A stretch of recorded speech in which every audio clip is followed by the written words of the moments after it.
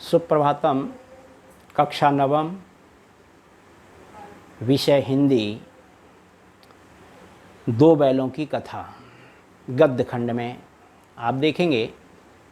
पहले मैंने जब क्लास लगी थी ऑनलाइन, उस समय मैंने सब पाठों को समझाया है, गद्य पाठों को। आज हम उन गद्य पाठों का सारांश पुनः आपको भेज रहे हैं। ये पूरा सुने, कहानी के रूप में है, और इस कहानी को सुनकर के उसके जो बीच बीच में से प्रश्न पूछे जाएंगे वो मैंने पीडीएफ में आपको भेज दिए हैं। कोई एक पैराग्राफ आपको आएगा, उसमें से अर्थग्रहण संबंधी प्रश्न पूछे जाएंगे। वो मैंने एक पैराग्राफ आपको दिया है इसी पाठ का, डॉट डॉट करके। उस पैराग्राफ को आज हम समझाएंगे, तो उसमें समझने का प्रयत्न करना है। क्वेश्चन आपके पीडीएफ में लिखे हुए हैं, आपने अपनी कॉपी में उतार लिए होंगे, उन सबको आप देखेंगे। तो आज हम सब दो बैलों की कथा जो प्रेमचंद जी के द्वारा लिखित है उसका सारांश आप देखेंगे। इसको मैंने 4 भागों में डिवाइड किया है। ये जो कथा है ये 4 भागों में हमने बांट करके इसमें हेडिंग्स वाइज आपको हम सुनाएंगे कि इस प्रकार से पहले क्या हुआ, फिर क्या हुआ, ये क्रमबद्ध तरीके से आपको कथा सुनाएंगे। तो ये कहानी आप सुनेंगे और उस कहानी को सुन करके समझने का प्रयत्न करेंगे और कहानी को स्मरण करेंगे। यदि कहानी आपने स्मरण कर ली तो आप आराम से अपने प्रश्नों के उत्तर लिख सकते हैं। इस पाठ से भी ऑब्जेक्टिव टाइप के प्रश्न आएंगे, बहुविकल्पी जिन्हें हम कहते हैं, बहुविकल्पी प्रश्न अब की बार परीक्षा में पूछे जाएंगे। इसलिए हमें इसका भी ध्यान रखना है कि हमारे बहुविकल्पी प्रश्न भी ठीक हों। तो इस चीज़ को ध्यान में रखते हुए कहानी को केवल सुनेंगे। मैं उस कहानी को पढ़ रहा हूँ जैसा मैंने अपने में लिखा है, तो उसको मैं एक बार पढ़ देता हूँ और उसको आप समझने का प्रयत्न करें। फिर एक पैराग्राफ समझाएंगे तो वो आप समझ लीजिए। इसमें दो बैलों की कथा मुंशी प्रेमचंद की एक प्रसिद्ध कहानी है। इसके प्रमुख पात्र 2 बैल हैं, हीरा और मोती नाम के बैल सीधे साधे भारतीय लोगों के प्रतीक हैं। ये शक्तिशाली, कमाऊ और सीधे साधे होते हुए भी मनमाने अत्याचार सहते हैं। कहानीकार इनके माध्यम से भारतीय लोगों की परतंत्रता दिखाना चाहता है। पहला भाग मैंने इसमें डिवाइड किया है कि बैल कैसा होता है, सच्चे मित्र के विषय में बताया है, और बैलों को ससुराल भेजा जाना उसमें क्या होता है, बैल वापस झूरी के घर कैसे आते हैं, इस विषय पर मैंने इसको बांटा है। तो पहले देखें, बैल एक सीधा साधा जानवर। तो जानवरों में गधा सबसे बुद्धिमान माना जाता है।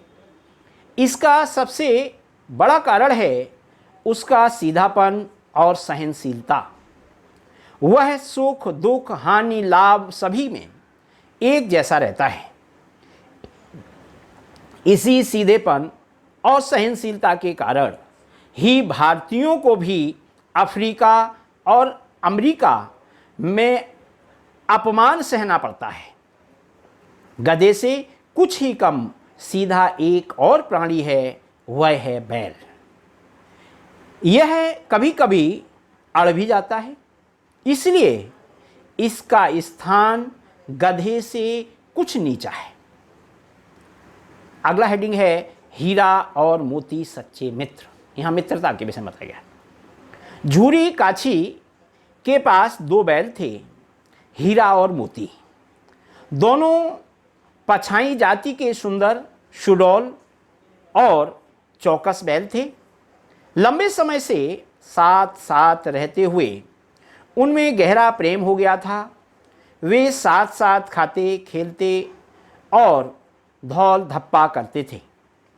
वे एक दूसरे को चाट सूंघकर प्रेम प्रकट करते थे तथा आंखों से ही एक दूसरे की बात समझ लेते थे।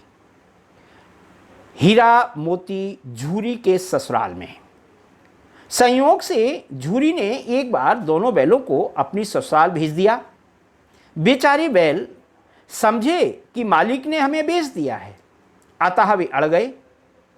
झूरी का जो साला था उसने आगे धकेलता तो वे पीछे जोर लगाते। मुश्किल से वे सांझ को नए स्थान पर पहुंचे। वहां भी उनका मन ना लगा।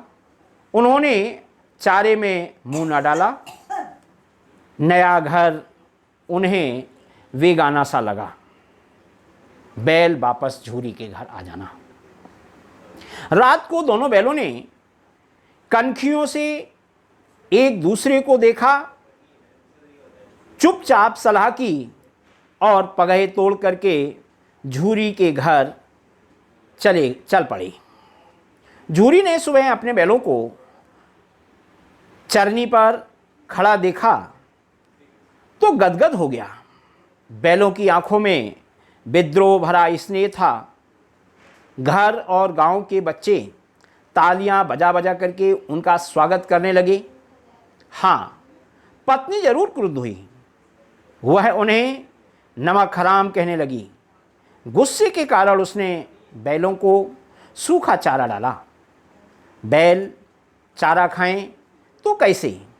झूरी ने नौकर को चारे में खली डालने को कहा, किंतु मालकिन के डर से रह गया। इस कहानी का दूसरा पार्ट, हीरा मोती दोबारा झूरी की ससुराल में। दूसरे दिन झूरी का साला फिर से हीरा मोती को ले गया। इस बार उसने दोनों को बहुत मोटी रस्सियों से बांधा और उनके सामने सूखा चारा डाल दिया। हीरा मोती का एक अपमान पहले कभी नहीं हुआ था। अगले दिन उन्होंने हल में जुतने से इनकार कर दिया। झूरी के साले ने खींचकर उनकी नाक पर खूब डंडे मारे, परंतु दोनों टस से मस ना हुए। उल्टे हाल लेकर के भाग गए। रस्सी, हल, जुआं, जोत सब टूट टाट करके बराबर हो गया, परंतु गले में लंबी लंबी रस्सियां थीं, इसलिए पकड़े गए।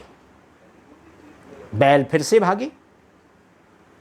अगले दिन उन्हें फिर से सूखा चारा मिला, लेकिन शाम के समय भैरव की नन्ही लड़की 2 रोटियां लेकर के आई। रोटियां खाकर के हीरा मोती की आत्मा प्रसन्न हो गई। उन्हें पता चला कि नन्ही लड़की की माँ मर चुकी है, इसलिए सौतेली माँ उसे बहुत परेशान करती है।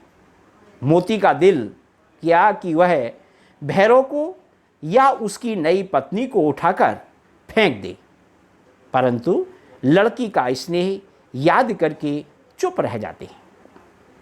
अगली रात उन्होंने रस्सी तुड़ाकर भागने की योजना बनाई।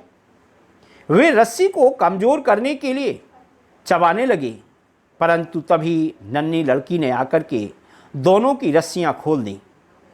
लेकिन बैल लड़की के स्नेह के कारण ना भागे। लड़की ने शोर मचाया, फूफा वाले बैल भागे जा रहे हैं, दादा भागो। हीरा मोती भाग पड़े। गया ने उनका पीछा किया। गांव के और लोग भी पीछे हो गए। दोनों रास्ता भटक गए। नए रास्ते से गांव पार करते हुए वे एक खेत के किनारे पहुंच गए। मटर का खेत था। दोनों ने खूब मटर खाए और मस्ती में आकर के उछलने कूदने लगे। उसके पश्चात सांड से लड़ाई। अचानक उनके सामने बहुत बड़ा सांड आ गया। दोनों डर गए। मुकाबला कैसे करें? हीरा ने मोती को सलाह दी कि दोनों उस पर मिलकर के आक्रमण करें। उन्होंने यही किया। सांड एक पर सींग चलाता तो दूसरा उसके पेट में अपने सींग घुसेड़ देता। सांड को 2-2 शत्रुओं से लड़ने की आदत नहीं थी, इसलिए वह बेदम होकर के गिर पड़ा। दोनों ने उस पर दया की और छोड़ दिया।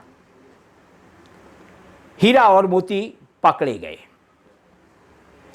विजय के नशे में दोनों बातें करने लगे। सामने मटर का खेत था, मोती उसमें घुस गया। अभी उसने मटर खाने शुरू किए ही थे कि दो आदमी लाठियां लेकर के आ गए।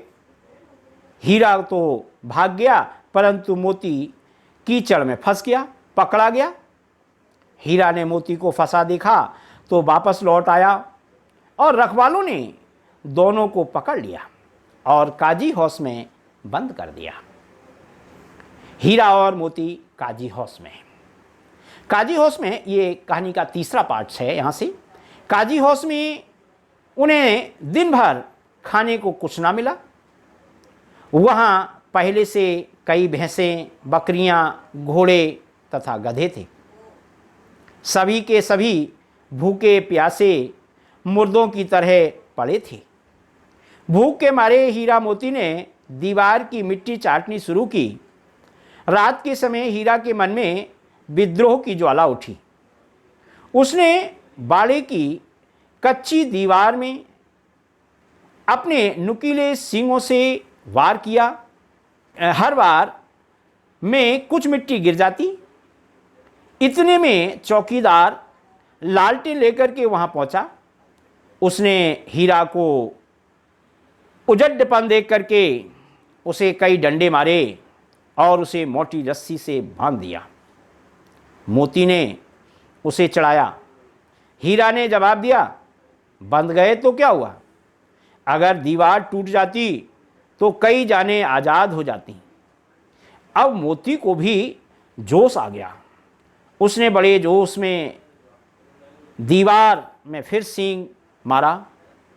2 घंटे जोर आजमाइश करने के बाद उसने लगभग आधी दीवार गिरा दी। अब जानवरों की जान में जान आई। सबसे पहले घोड़ियां भाग निकलीं, फिर बकरियां और भैंसें भागीं। गधे वहीं खड़े रहे।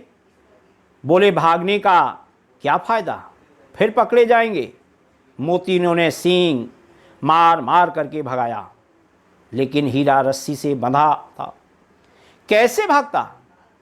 हीरा ने मोती को कहा कि वह भाग जाए, वरना उसकी खूब पिटाई होगी।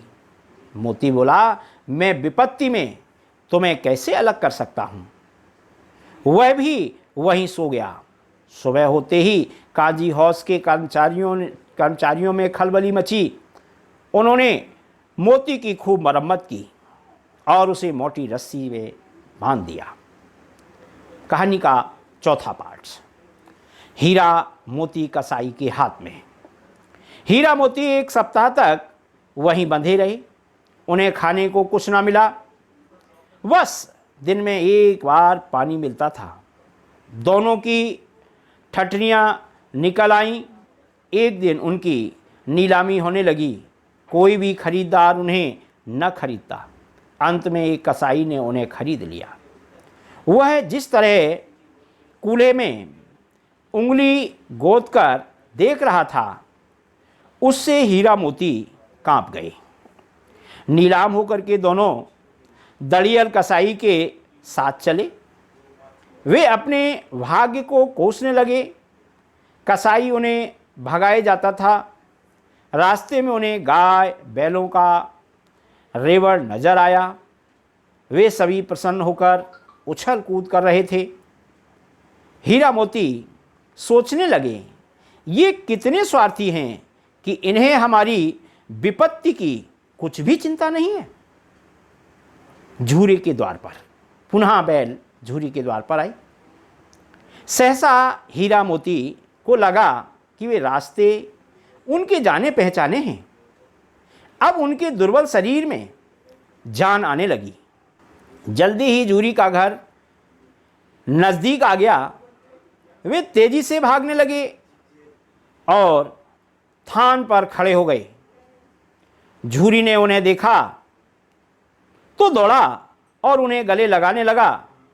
बैल भी झूरी का हाथ चाटने लगे। दड़ियल कसाई ने बैल की रस्सियां पकड़ लीं। झूरी ने कहा, ये बैल मेरे हैं। कसाई बोला, मैं इन्हें नीलामी से लाया हूँ। वह बैलों को जबरदस्ती ले जाने लगा। मोती ने उस पर सींग चलाया, दड़ियल भागा।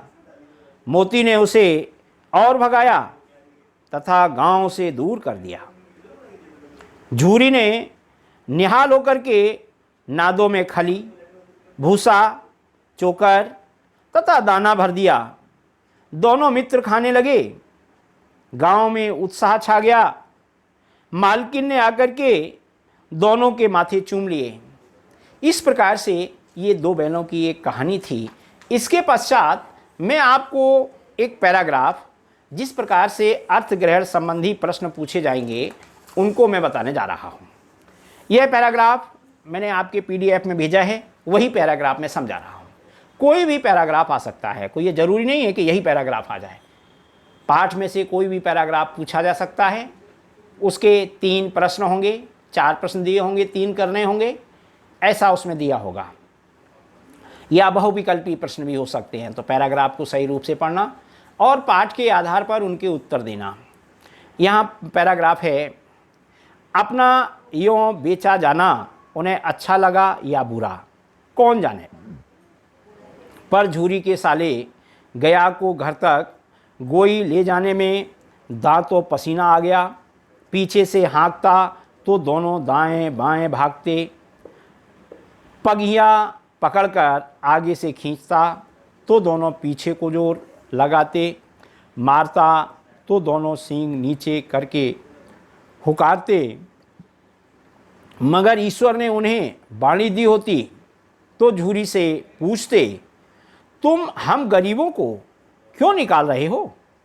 हमने तो तुम्हारी सेवा करने में कोई कसर नहीं उठा रखी। अगर इतनी मेहनत से काम न चलता था तो और काम ले लेते। हमें तो तुम्हारी चाकरी में मर जाना कबूल था। हमने कभी दाने चारे की शिकायत नहीं की। तुमने जो कुछ खिलाया वह सिर झुका करके खा लिया। फिर तुमने हमें इस जालिम के हाथ क्यों बेच दिया? इस प्रकार से ये एक पैराग्राफ था। 6वां पैराग्राफ है, ये आप देखेंगे 6 और 7 पेज पर है। इसमें मैं 5 प्रश्न बताऊंगा आपको। उन 5 प्रश्नों में से कोई 4 प्रश्न, कोई ज़रूरी नहीं कि यही प्रश्न आ जाएं, और भी प्रश्न बन सकते हैं इसमें, लेकिन इसमें जो बने हुए प्रश्न हैं उनको मैं बता रहा हूँ। पहला प्रश्न है, कहानी कथा कहानीकार का नाम बताइए। तो इसमें उत्तर भी साथ साथ बताता जा रहा हूँ, प्रश्न भी बताता जा रहा हूँ। जैसे कहानी पूछी गई, 2 बैलों की कथा, यानी पाठ का नाम पूछा गया। कहानीकार, लेखक का नाम पूछा गया है, तो कहानीकार प्रेमचंद जी। एक प्रश्न ये हो गया, मतलब पाठ का नाम और कहानी का नाम पूछा सकता है। दूसरा, हीरा और मोती गया के साथ क्यों नहीं जाना चाहते थे? दूसरा प्रश्न ये, उत्तर देखें। हीरा और मोती ने गलती से समझ लिया कि उन्हें गया के हाथों में बेच दिया गया है। वे इसे किसी भी सूरत में सहन नहीं कर सकते थे। वे तो अपने मालिक के लिए जी जान लगा देना चाहते थे, इसलिए वे गया के साथ नहीं जाना चाहते थे। तीसरा प्रश्न, गया को कैसी परेशानी का सामना करना पड़ा? उत्तर, हीरा और मोती दोनों बैल गया के साथ नहीं जाना चाहते थे, इसलिए वे रास्ते में अड़कर खड़े हो गए।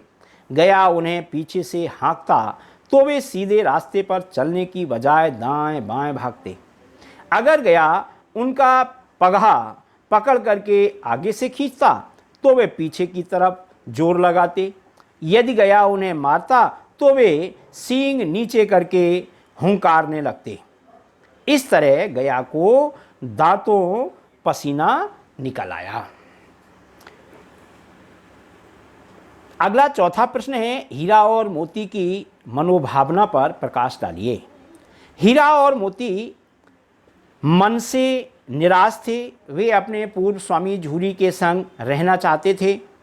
वे उसे अपना मान चुके थे, इसलिए उसके पास रहकर जी जान से परिश्रम करना चाहते थे।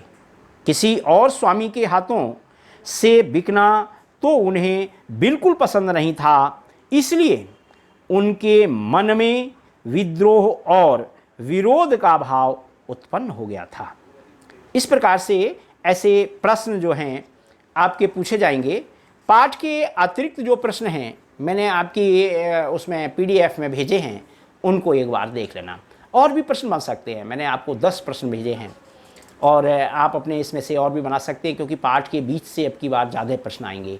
पाठ के पीछे के पूछे जाते हैं, लेकिन अब की बार जो निर्देश हैं जिस प्रकार के, वो ये हैं कि पाठ के बीच से प्रश्न बनाएं। तो इसलिए सभी भैया बहन इस बात का ध्यान रखेंगे, पाठ को अच्छी तरह से पढ़ेंगे और फिर उसमें से जो प्रश्न बन सकते हैं उनको भी बनाने का प्रयत्न करेंगे। क्लास लगेंगे तो हम फिर पुनः इनको समझाएंगे, किंतु मैं जो अतिरिक्त प्रश्न आपके पास भेज रहा हूँ उन प्रश्नों को जरूर पढ़ें। अगला इसमें 2-3 प्रश्न केवल हम समझाएंगे, कैसे प्रश्न होंगे शेष आप पढ़ लेंगे, उसमें समझ में आ जाएगा। जैसे अतिरिक्त प्रश्नों में से दोनों बैलों ने क्या कसम खाई, तो दोनों बैलों ने गया के लिए काम न करने की कसम खा ली। उन्हें गया के व्यवहार में वेगानापन प्रतीत होता था। अतिरिक्त दूसरा प्रश्न, हीरा और मोती गया के यहाँ जाकर क्यों विद्रोही हो गए थे। हीरा और मोती झूरी के स्वामी भक्त पशु थे, वे गया को नहीं जानते थे। उन्हें गया के यहाँ जाना अपना तिरस्कार और अपमान प्रतीत हुआ। उन्हें लगा कि जैसे वे वेश दिए गए हैं, अतः वे विद्रोही हो गए। चौथा प्रश्न है, ये अतिरिक्त प्रश्नों में से है, सांड हीरा मोती से बचकर क्यों भागा। सांड हीरा मोती के संगठित आक्रमण से बचकर के भाग गया। दोनों ने इस तरह सांड को घेरा कि यदि एक आगे से वार करता तो दूसरा पीछे से उनके शरीर में सींग घुसेड़ देता। सांड इस दो तरफे हमले से डर करके भाग गया। ये अतिरिक्त प्रश्न हैं और मैंने आपको PDF में एक 10 प्रश्न भेजे हैं। इन 10 प्रश्नों को भी आप पढ़ लेना। ये पाठ आपका 2 बैलों की कथा है, यहीं पर विश्राम करते हैं।